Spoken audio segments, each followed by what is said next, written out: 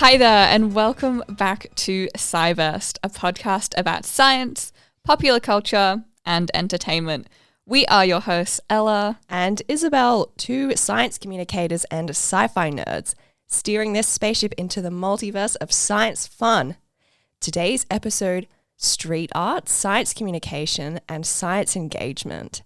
And we're super excited to announce that we're actually releasing this episode as part of Uncharted Territory, which is Canberra's new winter innovation festival, bringing together artists, researchers, entrepreneurs, celebrating creativity, experimentation, and groundbreaking ideas. We're all about it. We are so all about it. So much fun. As always, we are going to start this podcast by jumping into some recommendations. And before that, it is really, really important that we acknowledge that this episode of SciBurst is being recorded on Ngunnawal and Ngambri country. Indigenous Australians are the first scientists and artists, and we'd love to pay our respects to elders past, present, emerging, and future. Whoa, what an intro. I'm so excited for this episode. Me too. Okay, Culture Snap. Culture Snap. Let's talk about some recommendations. Okay, you first, Isabel. So I want to talk about this gorgeous animation I watched called Marcel the Shell with Shoes On. Oh my goodness. Did you watch it too? This has been on my to watch list for over 2 years. I'm so excited about it. I cannot wait to watch it. I didn't realize we were going to be speaking about it today until this morning. Surprise! So, okay, well, if it's been on your watch list, then you would know where to watch it, and you can tell people because I watched this on the plane coming back from the UK. So, which I almost watched it on the plane coming back from the UK as well. That's funny. But I wanted to watch it on a big screen, so I haven't actually worked out how to watch it yet. Oh. Sorry, listeners. I was really hoping there was just going to be like a little indie cinema that I could go to that was playing like it a few times a day. Yeah, I don't know. I think you can probably rent it on places like Apple or maybe even YouTube or Amazon or somewhere. Anyway, we will find a place to watch it. Yeah, let me give a little blurb of what it's about. So it's a stop motion animation mixed with live action. And it's just about this little shell guy living in an Airbnb. He's just a little guy who wants to find his family. And it's so sweet. So wholesome. It made me cry, but like in a good way. It's just like a really positive, heartwarming film. And I really recommend it to everybody. It just looks really nice. It is. Yeah. Oh. 5 out of 5 stars? Yeah, totally. No hesitation. No hesitation. No hesitation. So what are you recommending today, Ella? Okay, I'm recommending this song, Isabel. It's by Hosier. It's called Eat Your Young. And I'm recommending this song not only because it's a really good song with layers and layers of interpretation, but also because of the way it was received online. And this is kind of relevant to the topic we're talking about today. In terms of accessibility. Yeah, so this song, the opening of it was released, it kind of teased, and people online went nuts for it. It was all over social media, people saying, wow, this is so good, it's crazy, it's like he's written a sapphic love ballad, and then the actual song drops, and there is so much more to unpack. It's like socio-political, it's like about modern day consumption, it's about continual Irish political discourse, there are themes of lust, but also so much more about what remains when all else is gone. And it's also so sweet and powerful. The Michigan Daily describes it as a divine comedy, worldly commentary, and radio fodder. Wow. All in one, which is like, I saw that triplet and I was like, that is an excellent way to describe it. Dang, okay. So is Hosier the one who sung Take Me to Church? That's the one. I'm not surprised because, it also a lot of themes going on. Themes going on. My favorite thing about Eat Your Young is that the title and some of the lyrics from it are an allusion to Jonathan Swift's satirical political essay from 1729. Whoa. Yeah. So this is... our guy knows his history. His Irish history. And this political essay, the satirical one, was a literary attack on the British government's politics towards solving the Irish economic crisis at the time. And this was before the Great Famine, but kind of in the lead up. And at the time, it was a really shocking piece of satire that suggests that the Irish should sell their children as food. as the only way to like alleviate it and feeding into all that political discourse. So Hosier Yikes. takes this thing that's already so full of layers and layers and layers, uses it in the title of his song and in the lyrics, and then builds on that of like modern day consumption and what of ourselves we give away, and the powers that force and shift and pull. But it's also such a ballad. It's amazing. Yeah. Wow. So what I'm getting from this is I need to listen to more Hosier. Yeah, absolutely. And it dropped originally as a single, but now it's track 3 on an EP that came out June 23rd, so pretty recently. Highly, highly recommend you listen to it and just let the layers sink in. The music video has also come out recently, and that added just even more ways for me to interpret it in my head. Gosh, okay. So one you need to listen to a few times, it sounds like, to really... I mean, try stop at one, because honestly, I couldn't. Yeah, true. Yeah, but the themes of accessibility and layers and what you get out of art, I think, is very, very relevant to today's overarching episode topic. Yeah, let's talk about street art, Ella. Oh, street art, Isabel. So street art is, we both think, one of the most accessible forms of art. Absolutely. And this is how we define it at the Popsicule, or the Science and Pop Culture and Entertainment Hub at ANU. And our definition is: street art is public art as it is displayed on public buildings, streets, trains, and other publicly accessible spaces and urban environments. It draws on the viewer's knowledge, adds to it, and questions it, which we love. We love. I think that's a very, very good understanding of street art. And it's one that, as we were researching this, we kind of came to on our own, and then to see it backed up by the other collaborators here at Popsicle is really, really sick. Yeah. So for science communication, I think we can consider it the antithesis of academic journals. Street art is the antithesis of academic journals. Yeah, that totally makes sense. It's something that has potential for grassroots science communication or science-related new movements because of this accessibility and wide audience, which is everybody in a city or everyone in a public space. Anyone who walks by. Yeah. Yeah. You don't even have to live there. It could just be like you're visiting, which is a really, really cool part about it. Yeah. Very emotionally powerful and jargon-free. A science communicator's dream. And I also think that many people can feel more connected to science in street art form because there is a focus on place. So you already have a form of context. Yeah, exactly. Where you are, where the art piece is matters, and the type of street art is also important.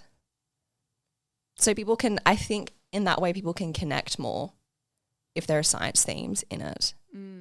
And I just want to mention a book that we used when planning for this episode because it's going to come up a few times. We've used this book so heavily. It's great. So it's called The World Atlas of Street Art and Graffiti by Raphael Schachter.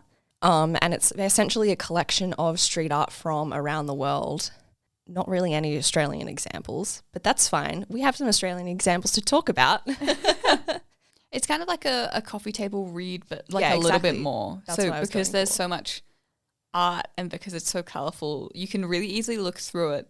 But then also if you want like a deeper read through, the words are all really great. And they're actually like a really concise exploration of the art, which is, I think, really hard to do. And this book does it really well. Completely. And it's also, I picked it up at a Lifeline book fair. So I got it for like $10. Amazing. Great find in my opinion. So in this episode, there's sort of 3 major science themes of street art that we've come across that we're going to focus on today. What is the first one, Ella? The first one is mathematical themes. Ooh. That's right. Cool kids love mathematics. You don't expect to see this in street art. Like, I would never have expected this. Yeah, I was like, a theme? A whole theme? No, like a whole like it's theme. A thing. It's a thing. Yeah, and we've spoken about mathematics on the podcast before, particularly in our Everything Everywhere All at Once episode, and also STEM girls in early 2000s media. Yeah. And we've kind of spoken about how maths is often stigmatized as something that is inaccessible. Like of the STEM acronym, mathematics is often the most hated. But we found kind of, and we're going to explore a bit in this segment, that when mathematics becomes street art or it's used for street art, it is for everyone. And it becomes so much more accessible. And I think like people register that it's mathematics and that doesn't set off like the negative part in their brain of that association or connotation to the word. They just enjoy it. Yeah, and we have some great examples of it that we're going to talk about as well. Yeah, some really, really great ones. The first one was actually suggested by both of our colleagues. Oh, yeah. James. Hi, James. Hi, James. Thanks for listening to the podcast. And for suggesting this one. This is known as an act of mathematical vandalism, which is honestly amazing. So there is this bridge that has a plaque on it because of this act of mathematical vandalism. And the plaque says, "Here as he walked by on the 16th of October, 1843, Sir William Rowan Hamilton, in a flash of genius, discovered the fundamental formula for quaternion multiplication, which is I squared equals J squared equals K squared equals IJK equals -1, and cut it on a stone of this bridge." So essentially, this mathematical dude was like, whoa, I need a way to describe three-dimensional problems in mechanics. And he apparently had this flash of genius as he was walking along this bridge. And he was so excited that he'd like solved this thing that was plaguing him that he carved it into the bridge. That's cute. And then people were like, this is so sick. Let's put a plaque here and let's go visit this bridge and let's remember that this is where it happened. So it wasn't his idea to put that there? He didn't put the plaque. He just carved like that formula I read out. Oh, yeah. Onto the side of the bridge because I don't know, maybe he was like, it will never, like, it will be here and I will come back for it and it will exist, or I don't know, struck by inspiration. So the formula is like quaternions are like a way to extend complex numbers. So he kind of like takes a 4-dimensional approach to solving 3-dimensional things. Oh. From what I understand. Okay. I just think that's really sick that he was so excited and everyone else was like, this is pretty cool. Let's make it a thing. Yeah. So I think this is maybe one of the looser examples of street art we have because it is a plaque, but I think it does really well fit into this niche we're describing because of its public accessibility and the urban environment in which it's displayed. Yeah.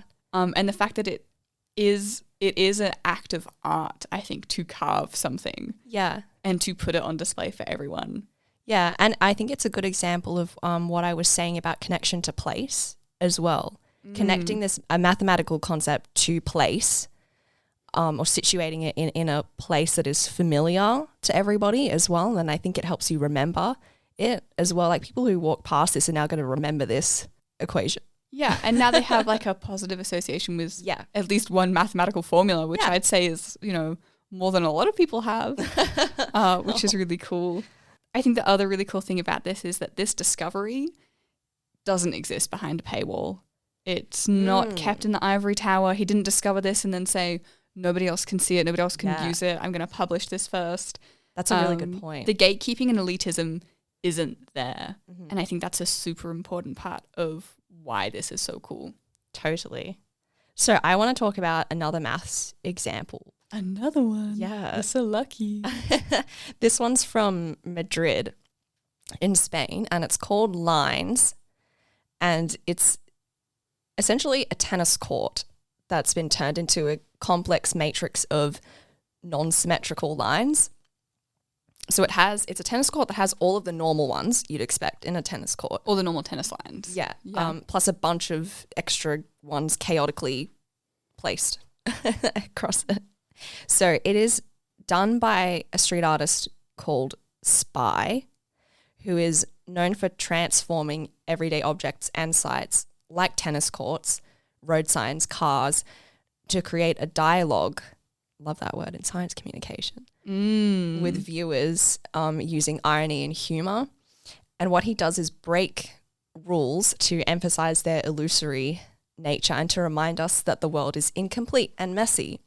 And I think lines is a fascinating example of how he's actually manipulated geometry or used maths to show how the world is chaotic and messy, which is not usually associated with maths. Like, I think people who aren't in the field of maths view it as like we're trying to create structure and precision. Yeah. When really we're understanding the chaos. Yeah, exactly. Yeah. So his use of games, sport, play, geometry to show how wrapped up we are in the serious or right way to do things, I love. And its lines is really a work that dramatically renegotiates space and rules for the delight and pure pleasure of invention. That is so, so cool. What a great theme to play with.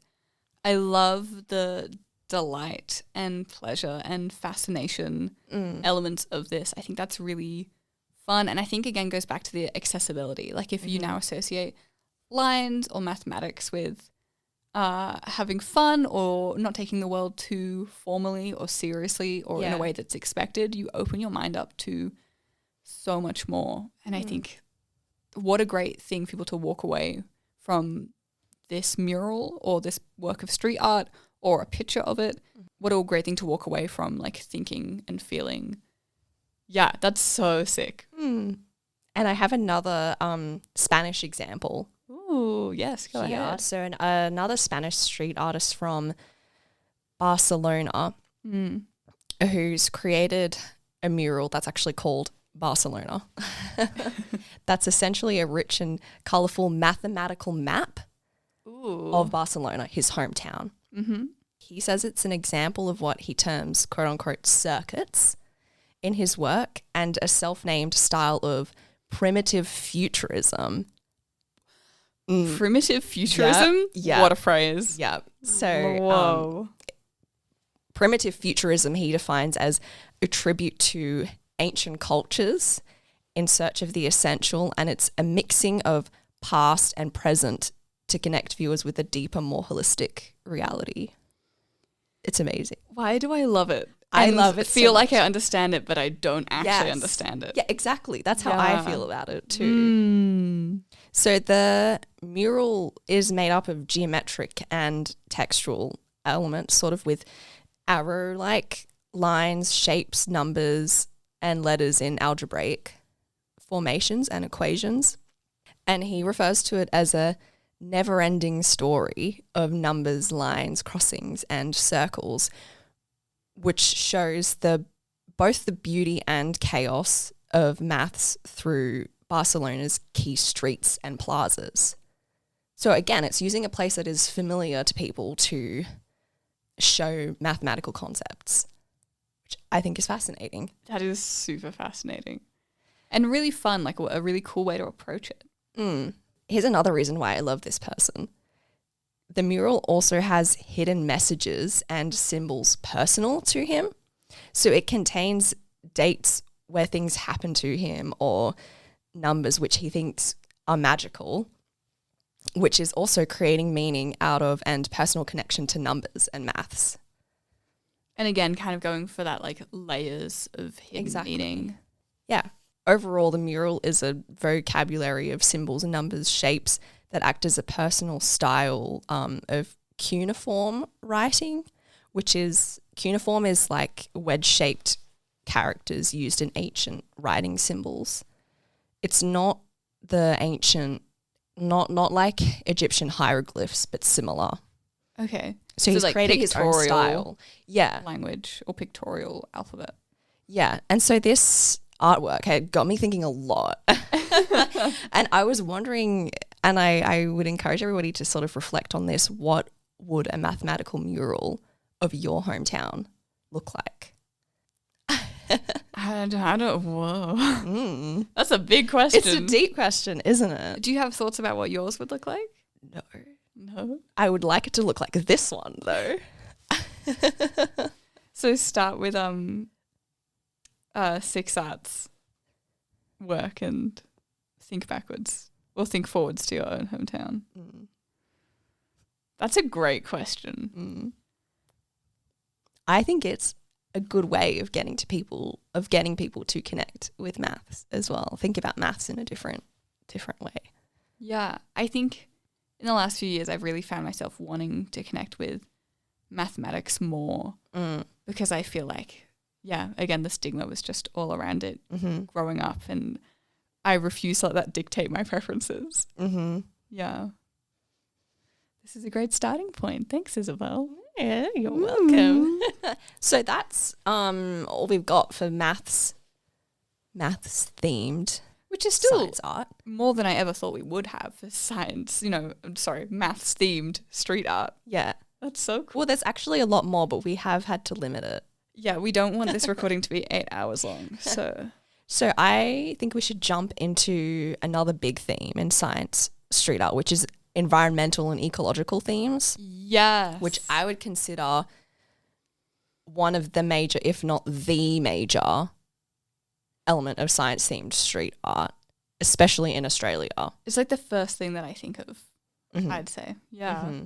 Because there's a lot of paintings of murals of animals and environments and all of that. And it's encouraging pro-environmentalism and what I would consider grassroots environmental science communication.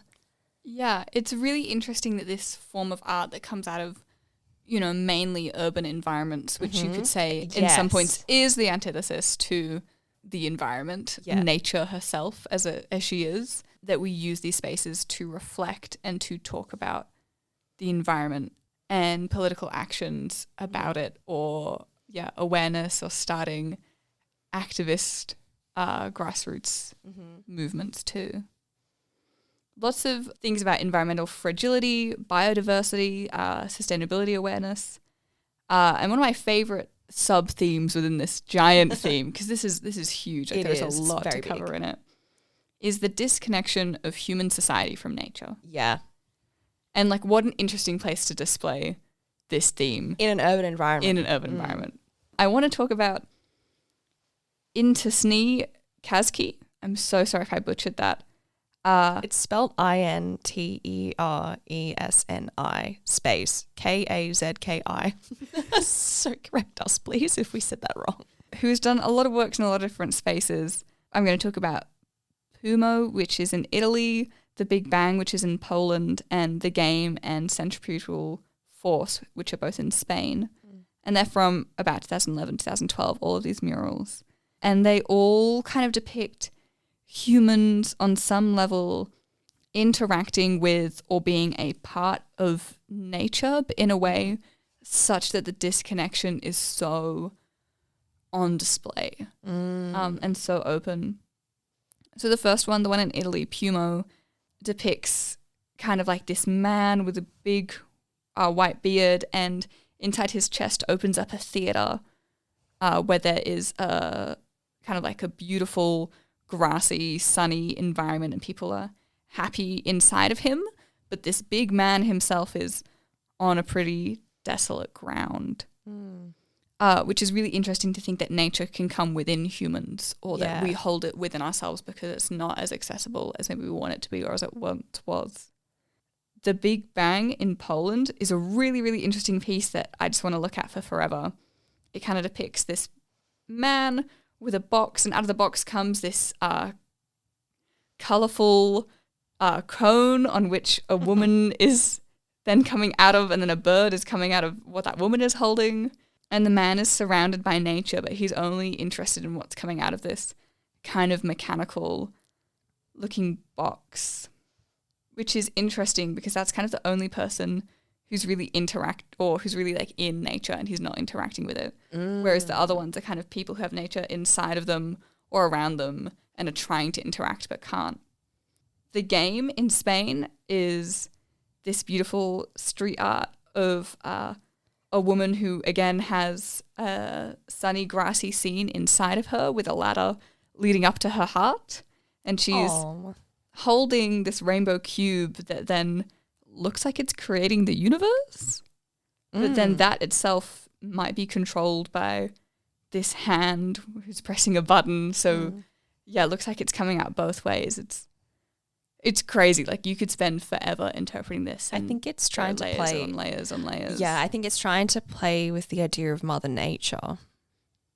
Yeah, and herself, she's not in Mm-hmm. kind of like a luscious, bountiful, Mm-hmm. green environment. She's again in like this urban space. And the fourth one, Centripetal Force in Spain, shows this businessman relaxing on grass that is surrounded by kind of like big business and like factories, and then everyone is just around him, kind of playing a part in what he enjoys, but not being able to rest on or see the nature themselves. So there's lots and lots of themes of humans resting on Western capitalist empty spaces. Yeah, this artist is a surrealist who kind of creates street art to reinstate spirituality into Western life whilst injecting material wealth. Rejecting material wealth. So he's saying, let's get a bit more spiritual, connect with nature. What are we really doing here with technology in the world we've created? And yeah, there's honestly so much. I could spend forever talking about these ones. I love hearing you. Listeners, I love hearing Ella deconstruct art because she is somebody who has an English degree and is very good at analyzing stuff like this. And I just love sitting here and listening to it. Isabel. I could take apart of things for days and just looking into the symbolism of it. And I think some people do, and I'd love to be a person who can do that more often, and I'm excited I get to share it with you all. I think street art is a really great place for that. And it's interesting like how many of these themes you can really rest on and think about for ages, but also that you would just pick up from walking by it and glancing at it. Because some of these, parts of symbolism are so big, you're not going to ignore them. But then kind of like what you were saying with the personal style of cuneiform, the visual symbolism and the layers that you can unpack, you could look in like every single centimeter squared part of a street art installation, and pick it apart and apart and apart and learn more and more and more until it's kind of like your own expectations, like your own interpretations versus the artist's, and you'll never really know what is what because most street art is also often anonymous, which is very, very interesting. Yeah, so that's one. That's one artist. That's one artist. The first piece of street art I thought about with this topic and within this theme is generally colloquially known as politicians arguing about climate change. It's so funny. Its formal name is Follow the Leaders. And this is kind of street art that's encouraging environmental action and developing our relationship with sustainability. So this particular piece exists in Berlin, Germany, is created by an artist called Isaac Cordell. And it is kind of a sculptural form of street art that I didn't realize how miniature it was. The scale is tiny. It looks big in the photos. It looks big in the photos, but it's actually really, really little. And it's a whole bunch of kind of like male businessmen, politician dressed people and forms. They're old and white. They're old and white, and some of them you can only see their heads, some of them you can just see their shoulders, and they're all kind of sinking into this puddle. Yeah, so Follow the Leaders is the formal name, but a lot of people interpret it as politicians arguing about climate change as the water rises around them.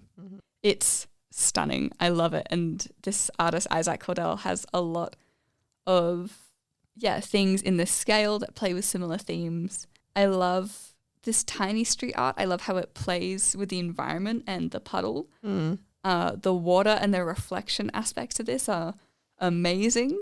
And the scale of like how such a small thing can make such a big impact, particularly in the topic of climate change, is so good. The artist is also part of this group, an online group called Street Art Utopia. And their kind of like second heading or their mission is that they declare the world as their canvas.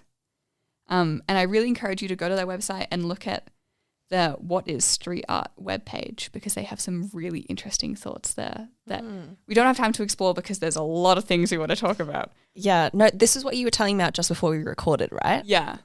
Yeah, it looks really, really cool. But I'm going to jump sideways into a bit of street art that Isabel and I actually saw together. We did, didn't we? Over in the UK when we were in Bristol, which I think is amazing. Bristol is like street art capital. Yeah, we walked past quite a few Banksies. You did the walking tour. There's also Bumpsy, who is an artist that goes around and paints little Mr. Bumps in family-friendly places. My uncle told me about him. He's so cool. But this one, I think, is a bit of street art that I think would also do very well in Australia. And essentially what it is okay, I'm going to read it to you. It's this yellow sign on the side of the port. It says in very, very big letters, "A very dirty cocktail, ... This water harbors dangerous toxins." And then it's got a little picture of a martini glass with kind of like a virus coming out of it. Yeah, like COVID-19 vibes. It says, "Ingesting river water can put you at risk of Wheals disease, cryptosporidiosis, E. coli, hepatitis A, hepatitis C, and botulism." Stunning. I love that this is a safety sign, a health sign. It plays into the world of urban street art. You kind of look at it thinking it's going to be one thing, so you engage with it. And then that's when it hits you with the safety information while still having a very fun and humorous take, so it's memorable.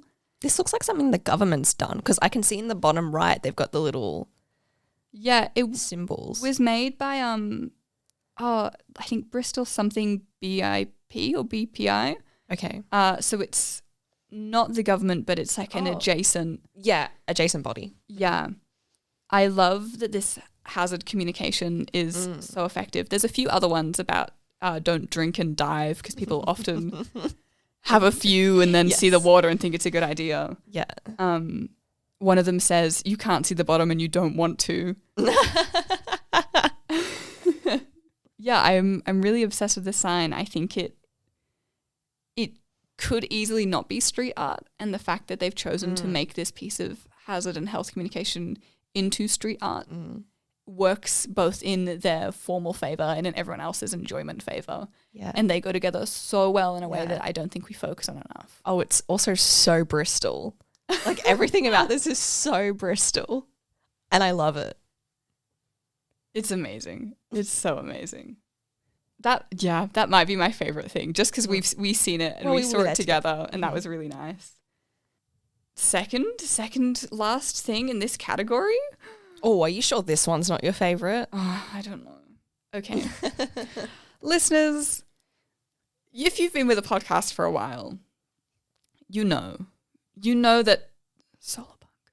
You know that solarpunk is an obsession, a lifestyle, a dream, a utopia.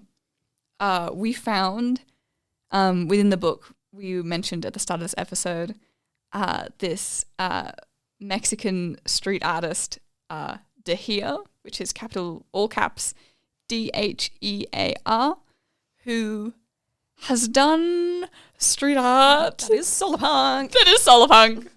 It's so exciting.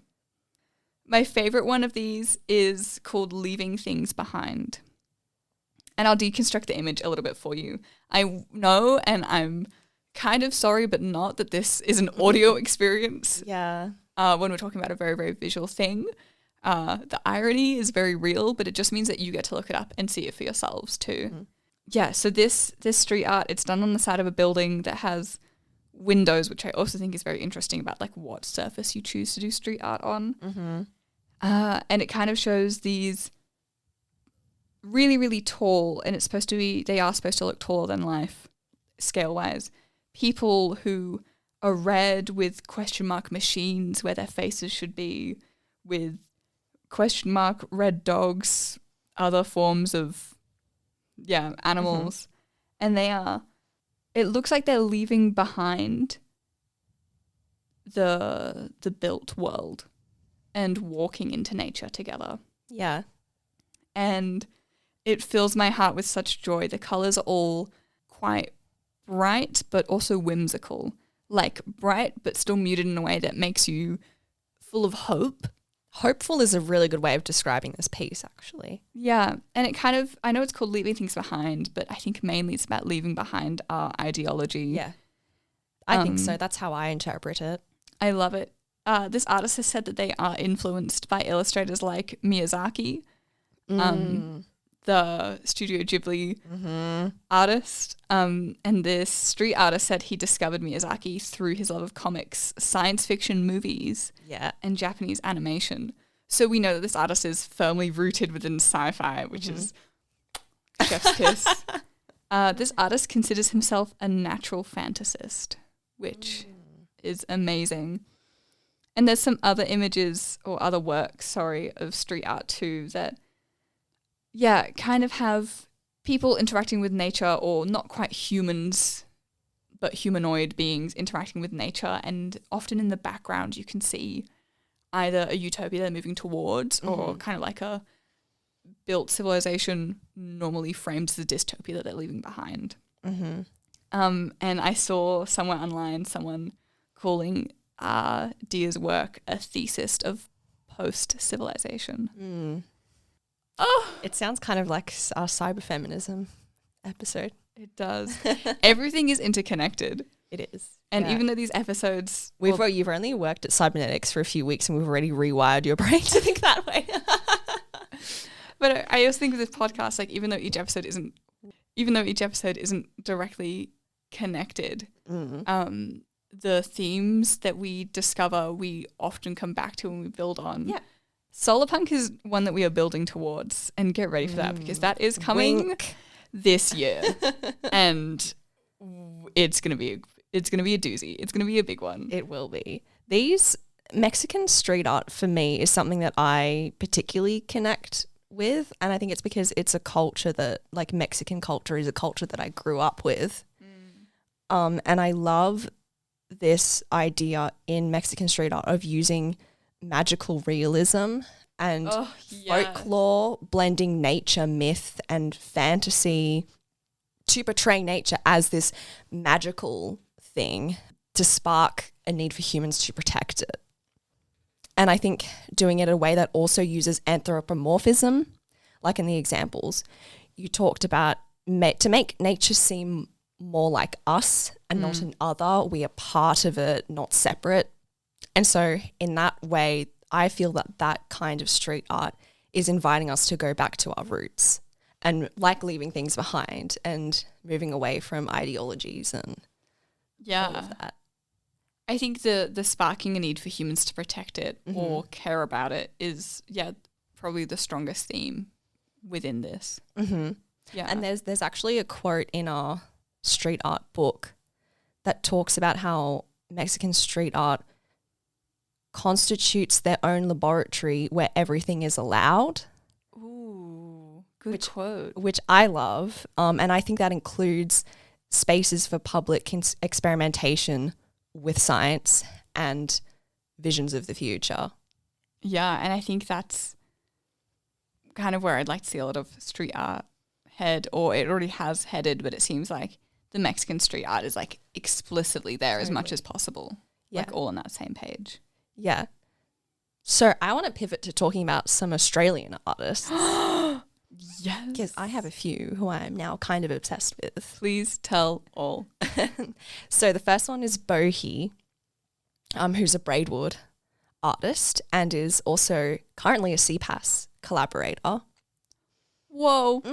With our good friend and colleague Anna Sophie. And so Anna Sophie has a few articles online about science and street art, and she's got one with Bohi where they've interviewed her, and this quote from one of the articles says, "Her work is a gentle, research-inspired representation of the natural world, inclusive with a sense of belonging but also challenging social constructs and gender stereotypes.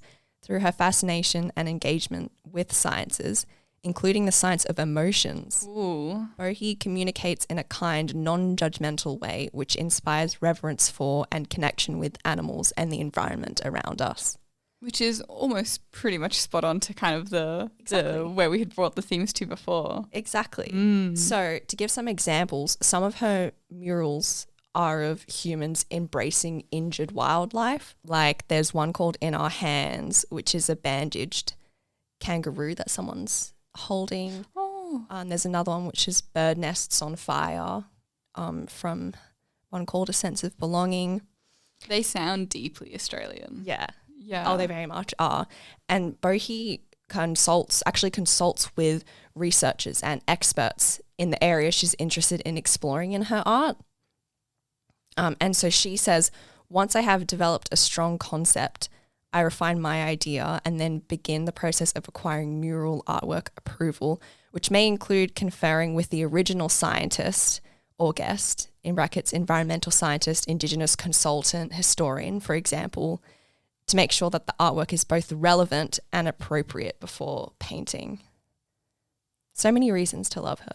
So many reasons. And what a great combination of art and science. That's so awesome. Yeah, and I want to end on this quote from her, which is essentially her take on the relationship between science and street art, coming from a street artist's perspective, which she says that art is the feel to science's thought, and creating moving images with science-based research behind them is an incredible tool for science communication.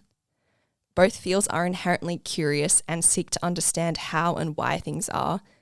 Learning about the environment, both from a Western science and First Nations perspective, is just as important to me as learning about being a human from psychologists and philosophers. That's incredible. So incredible. Wow, Bohi. So another Australian artist I want to talk about is Dan Power, who is Canberra-based. Homegrown talent. Let's How great. go. We've got not only Australia, but also Canberra. Mm. So this is from another Anna Sophie article where she's interviewed this street artist. And they've said that combining his university studies of biodiversity and extinction with highly technical art, he critically reflects on the disconnection of human society to nature. His works represent the vast scale of nature and create a space where environmental threats are understandable and relatable, where people can interact with them without switching off. So a lot of his work addresses themes like extinction, death, and invasive species. Ooh. One example is called Flagship Species, which is a 2021 illustration of a koala skeleton clinging to a tree with various birds and plants in and around the skeleton or protected by the skeleton, which is inspired by the concept of an umbrella species. And Dan Power says that large, charismatic and cute species tend to garner the most conservation dollars, but in protecting their habitats, entire ecosystems and communities are protected as well. So this feels like a really like grassroots localized thing, Totally. but the impact it does is beyond like that one specific species or cause, because some good often does a lot of good. So sick. And there are many that are similar to the koala skeleton one with different kinds of animals. But the next one is the one I'm most excited about, which is a combination of environmental and technological themes. It's called Electric Feels, and it's a 2022 mural in collaboration with another street artist called Rem, and it's essentially two skeletal figures with big old-fashioned computer monitor heads. And then there's also plants, green plants coming out of the screen. Oh, this one? Yes. Oh my god, this one is I've explained it well. so hype. Please go look it up. Isabel showed me a picture and I was like, we have to talk about this. Yeah. So now you understand why I brought it up. Yeah. So this one is reflecting on our relationships with the natural environment versus the environment we've created for ourselves, which is the digital environment. Powers says it evokes feelings of interacting with the world through digital facsimiles. This has gone from normal to a necessity during the COVID pandemic and has felt deeply unnatural. This feeling is held in contrast with a more organic nature that connects the two figures and asks how we can reconnect with each other and the environment around us. As the figures reach towards this connection with nature, they start to come back to life and flesh materializes on their bones. Humans have been shaped by the natural world for millions of years, and it's a world that we're better adapted to than isolated apartments and digital spaces. Speak the truth. And when we interact with the world through a computer screen, we are not doing what the human mammal brain is designed to do. So the idea is to move away from this strange digital paradigm and reconnect with nature. So in that way, it's also quite solarpunk. Yeah, it is. I think it is quite solarpunk, this piece. Mm-hmm. In a way that I don't think, unless you've thought about solarpunk in the big thoughts, you'd come to the conclusion, because it doesn't look like they're building a renewable society, which is normally what solarpunk tends to lean towards. Mm-hmm. But it is like the start of it, which is the hardest and most exciting bit. Yeah. Yeah. And on that note, I think we should talk about the final theme. Yeah. And I think we're almost there, and I think, listeners, you can probably sense what it is.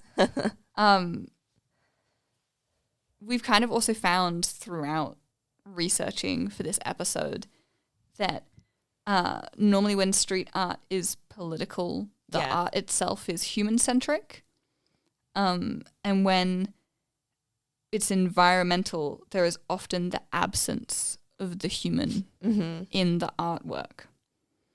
And now moving into our next theme, which is technology-related street art, we see that even in technology environmentalism, often depicted is beyond the human, which is post-human bodily depictions, which is a lot of what you just described of Powers' art. Yeah. And again, very heavily relates to our cyberfeminism episode. But let's talk about pure technology for a bit. There's one artist that I'm really, really excited to talk about. Oh, yes, I love this person. And this is Invader, who has a lot of artworks in Paris, in the Netherlands, where I got to see some firsthand. A friend pointed them out to me as we were walking, and it was kind of like spontaneous discovery for me. But this artist is truly, truly global, and you'll understand why as I explain that art. So Invader on their website says that they identify as a UFA, which is an unidentified free artist. Oh my God, that's so good. That's a play on UFO. Oh, I'm all about that. And their artwork is normally made out of mosaic tiles arranged to resemble pop culture icons. So perfect for this podcast.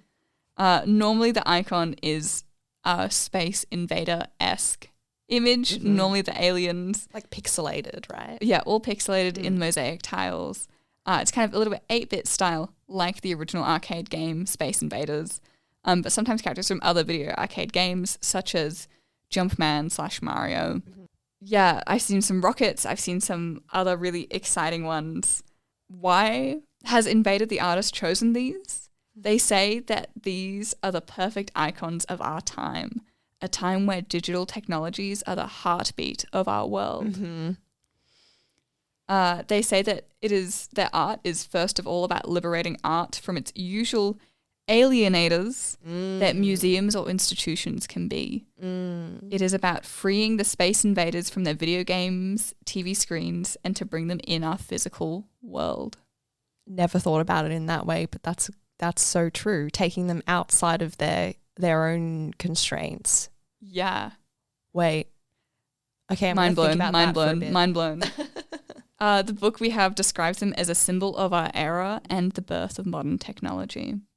One of the ones that I found that's quite interesting, they're all slightly different, and the artist aims to do 20 to 50 pieces per city.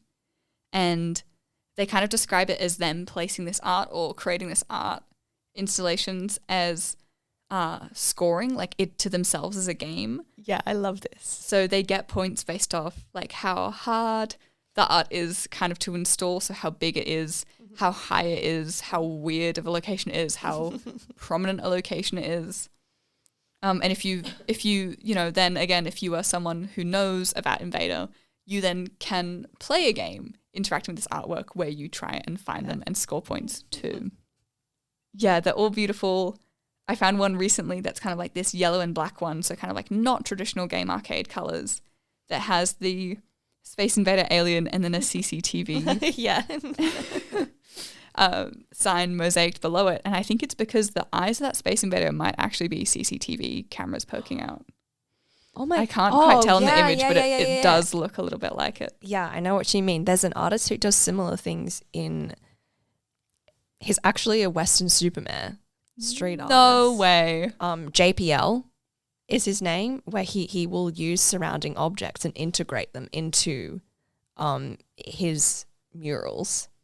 Well, that Street Art Utopia place that I suggest everyone go check out, part of what they talk about when they are talking about what is street art is sometimes they define it as having to interact with the objects and the world that is around you, which is so cool. And again, for Invader, who is all about digital technologies and bring them into our physical world to then interact with another digital technology in our world, stunning, incredible. So excited about that artist, and the fact that it's global too, I think is really, really fun. Yeah. And sometimes the artist will quote unquote invade a city and put up art, and sometimes it gets taken down. Yeah. And then sometimes the art reinvades. That's incredible. In a never-ending game. Incredible. So I want to talk about an example from Germany. A German artist in Berlin called Aaron Barthol, who explores the terrain between digital and public art and blurs the boundaries between real and the virtual and brings the open source hacktivist ethic into physical public spaces like cities. He focuses a lot on questioning our engagement with media and social networks and online platforms and our digital dissemination strategies, and addresses topics which are currently very socially relevant, like surveillance, data privacy, and our dependence on technology. So he has this one installation called Dead Drops, which is a flash drive. So sick. A flash drive sticking out of a brick wall. I remember when I first showed this to Ella, and Ella was like, I hate it. Like, I love it, but I hate it. And it's playing with this concept of physically attaching ourselves to architecture and to place. And he says it explores the gesture of connecting a $2,000 laptop to a wall and not even knowing if you're going to get a virus or not. That's why I hate it. The unknown element really freaks me out. And also the importance of people having local control of their data, and it all comes back to the public versus private debate. And this is why I love it. Yeah. So Barthol actually intended the drives to be used for anonymous peer-to-peer file sharing. So the device originally started with a README text file explaining the project. So you can plug in your laptop like or it's device. Functional, which is crazy. Exactly. And later, people started filling it with data, like their own files and things, which I think it's fantastic, hilarious, terrifying. All at the I'm same so time. curious to know, but I never want to find out myself. And he also has this other piece called High Screen, also in Berlin, which is an old monitor and connected laptop dumped in the street.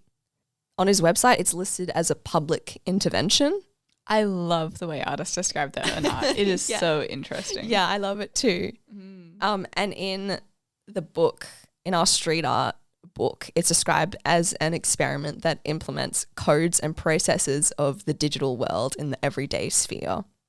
So Barthol explains that he revived dumped CRT screen from the streets of Berlin to show internet art on them before they eventually go to electronic hell. What a phrase, before they eventually go to electronic hell. I feel like there's a lot to unpack in that. Yeah, I think really interesting that it's about technology that has been dumped, like is being thrown out, and then using their last moments before they get scrapped or reused or recycled, hopefully, to showcase art. Like Yes. it's not Absolutely. it's not purely functional, quote unquote. It is like an act of art and beauty. Question mark to do this before they go to electronic hell. And also an interesting commentary on the environment as well, which is, what do we do with our technology when we're finished with it? Like, where are all of these old fashioned computer monitors going? And where are we dumping it? Why aren't we thinking about it when we throw them out? Huge huge thoughts. And again, like the layers on layers of interpretation that you can sit with, think about. Crazy. Which kind of brings us to this artist called Spock, SPOK, from Madrid. And I just wanted to touch in particular on this one bit of street art from London that was put up in 2008. It's called Nano's Portrait. And it is a piece of street art that displays photorealistic technology that does not yet exist. Oh my gosh, yeah, I'm looking at it right now. I'm trying to figure out what I'm looking at. Which is the thing, right? Because you see it first, on first glimpse, you're like, oh, I know what that is. It kind of looks like a crazy laser space gun technology piece. But then you look back at it because it's not real, and your mind starts to like fill in blanks or ask questions. Particularly questions I think about: what does it exist? Why does it exist? Would it work? And I say it's a form of sci-fi photorealism. Really, really interesting, I think, to put questions about what technology can we make, because we do get to decide. And street art as a public avenue for this discourse is so inherently interesting to me. But that is all I want to say on it. I think it's kind of one you need to look at and interpret yourself. I think that's the point of it. I'm looking at it now, and I think I need to look at it for longer before I can fully absorb. Highly recommend looking at these for longer. Yeah. And sort of leads into something else I wanted to touch on, which is a program founded by Lee Constable, who's prominent Australian science communicator and TV presenter. And CPAS alum. Yeah. So this program that she founded for the Brisbane Street Art Festival is visualising AI street art collab. And what it does is pairs Queensland's leading AI experts with up-and-coming street artists to create murals across Brisbane. Whoa. How amazing. So amazing. And on the website, it says it recognises that for AI to be truly effective as a transformative technology intended to augment and extend human potential, it must be developed with everyone in the loop. And street art is a vehicle for this, for bringing people from different STEM and art backgrounds together.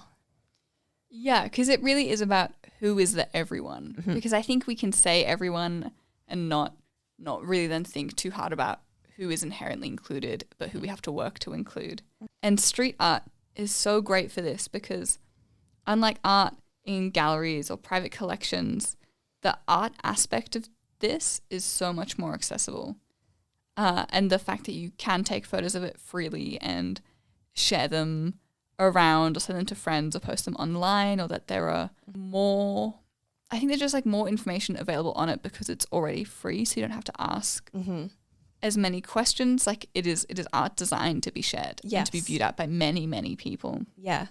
It really goes against this whole ivory tower model of information sharing, quote unquote, because it's not really sharing. For both science and art. Yeah, which is kind of where we're trying to bring AI to through Lee Constable's work.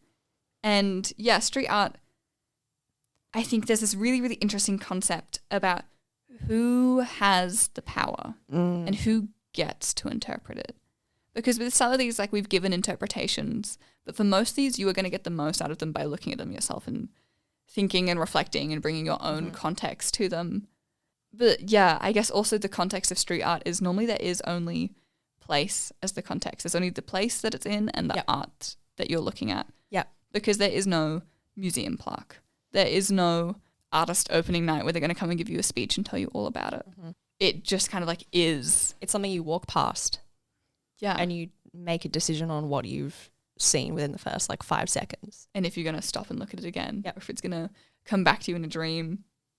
And it's also, street art is done in a way such that it then can't be privatized. Like, you can't take a bit of that building to your house and display it. And I think that's really, really, really interesting, because it's who gets to own this art, who gets to own this experience and these thoughts. So in a way, I think science communication is kind of similar to street art, because it feels like the de-elitism of pure science and high art. So high art being things in museums or galleries you have to pay for, or in private collections, which is just inaccessible to over 99.9% of people. And I think science communication is to science what street art is to art, but the two of them can be the same thing. And when they are the same thing, science communication and street art, that's really special. Oh, what a great thought, Ella. I'm so in love with this topic. And on that note, I want to wrap up our main content section with this quote from Lee Constable, all about street art and science communication. One of the themes that emerges is breaking down stereotypes, but that goes both ways. Scientists might have an idea of what a street artist is like, and a street artist will have their own perceptions of what a scientist might be like. But when they meet and work together, they often find both have their perceptions challenged and their understanding of each other's work expanded. The best communication is a two-way exchange rather than a one-directional broadcast, and I hope these collaborations are an example of that.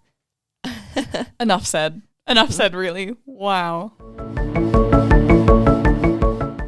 So Isabel, I guess it's all wrapped up and that it's time for individual sections. Oh, yes. Okay, listeners, I'm about to take this in a direction nobody was expecting. Isabel, I'd like you to explain yourself, please, because I've just looked at your notes and the first word is bathroom. So I am actually really keen to talk about bathroom graffiti or toilet graffiti or latrinalia. Stop it. As it's academically called. Stop it. It turns out latrinalia is an entire field of study where they study like bathroom graffiti. You what? So I actually there's a backstory here. I thought of this idea after seeing a Waroni article pop up on my like Facebook feed. Waroni is like the ANU student media. Yeah. For anyone who isn't from ANU. Yeah. So it's like our student media online article popped up for you. Yeah. So the article was on different bathroom graffiti across toilets in ANU libraries. Interesting. And the author's thesis was basically that the most thought-provoking, soul-searching and gut-wrenching art is found on bathroom walls. How's that for accessibility? Well, exactly. So this got me actually deeply thinking about bathrooms as a unique space for art and communication, and also because of the gender segregation. Yeah, interesting. Plus, everybody has to use the toilet, so. Oh, and this the bathroom equalizes us all. Yes, and while using the toilet is private, it's a private act. Writing and drawing. I hope so. Oh my god. Writing or drawing on the walls is a social act. And so I did some research and your Google search history is going to be so wild. Stumbled upon a conversation article about a research project on the difference in communication patterns in male versus female public bathrooms. So, interestingly, graffiti in men's toilets tends to be more competitive. I'm not going to expand on that. You can probably guess. While in the women's, it's more supportive. Okay. So, men's bathrooms have more graffiti portraying things like sexual acts, homosexuality, politics, and insults. And it's usually more aggressive and negative and less tolerant of opposing views. But in women's restrooms, it's more focused on personal relationships, religion, and philosophy. So it gets deeply philosophical. There's such different directions. Well, exactly. It's more positive, more supportive, cooperative, and open towards opposing points of view. It's also more conversational with lots of thoughtful replies to the writings and requests for advice.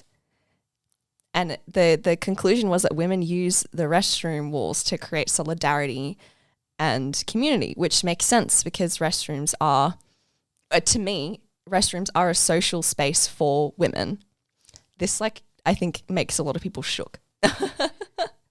And I actually had a hilarious conversation with one of my male colleagues recently because in our work building, we have a gender neutral bathroom, all genders bathroom. And he couldn't deal with the fact that I was having a conversation with somebody in the bathroom. What? But that's so normal. So that is a normal thing in the spaces in the bathrooms we use. Yeah. I think Ella. But to some men, they're completely shook by it. It's just like what you do. Yeah. So I pondered more and thought, is there science-themed bathroom graffiti? And is this a valid and underexplored avenue for science communication? If I had a hat, I'd eat it right now. Can restrooms, everybody, be a safe space for science dialogue and open communication about science? Like how many women use it. And there's also that element of anonymity, so it's less embarrassing. Those are some great questions. I don't have any answers to them. I would like to add to some pondering of yours, though, with my own experience, because I used to live in a college, so residentially on a new campus, and we had gender-neutral bathrooms. Mm-hmm. And there was a stall, one bathroom stall, there was 3 of them in a row, and one of them, I don't even know how to explain it. It was like a work of art, and it was so weird.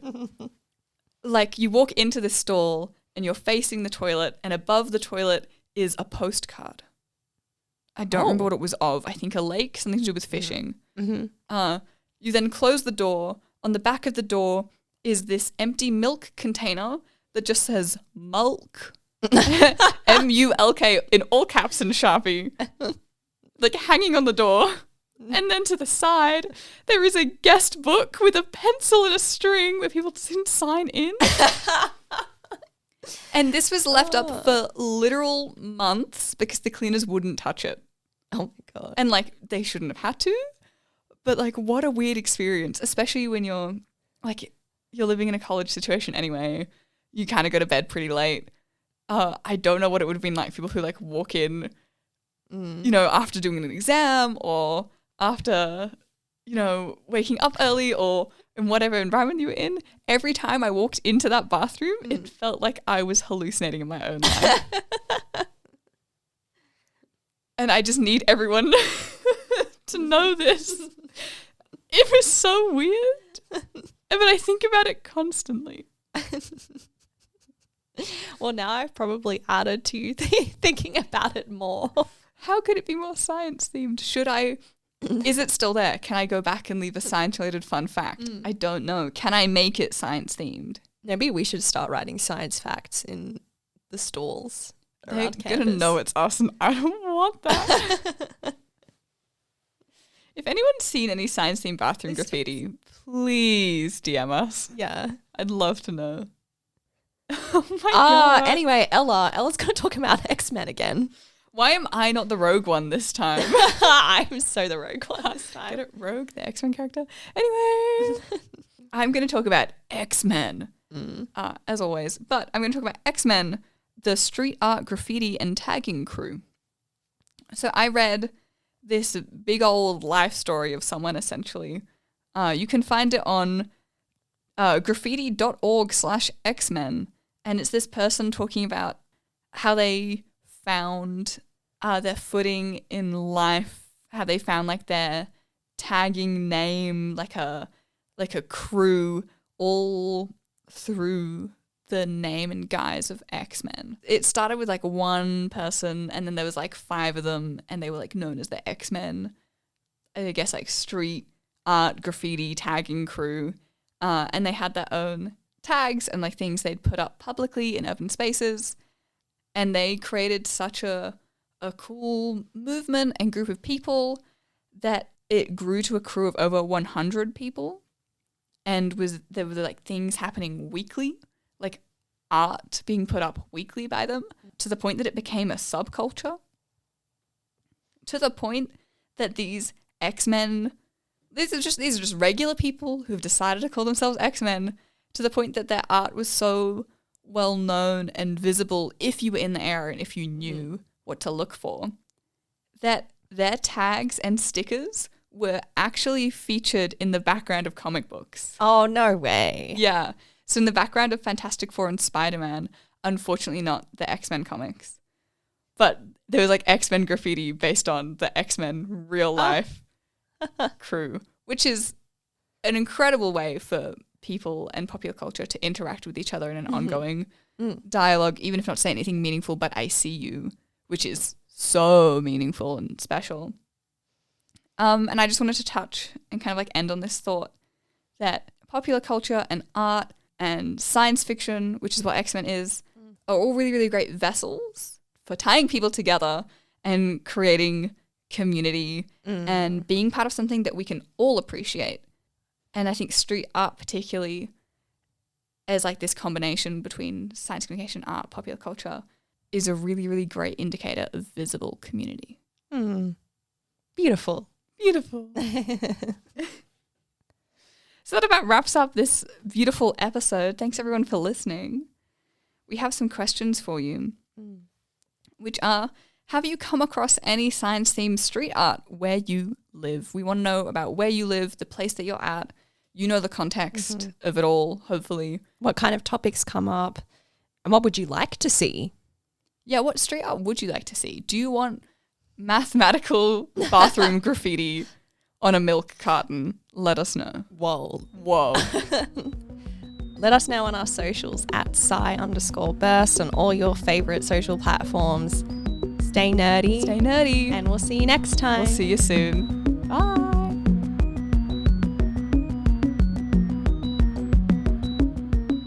Thank you to ANU CPAS for their support and access to their podcast studio.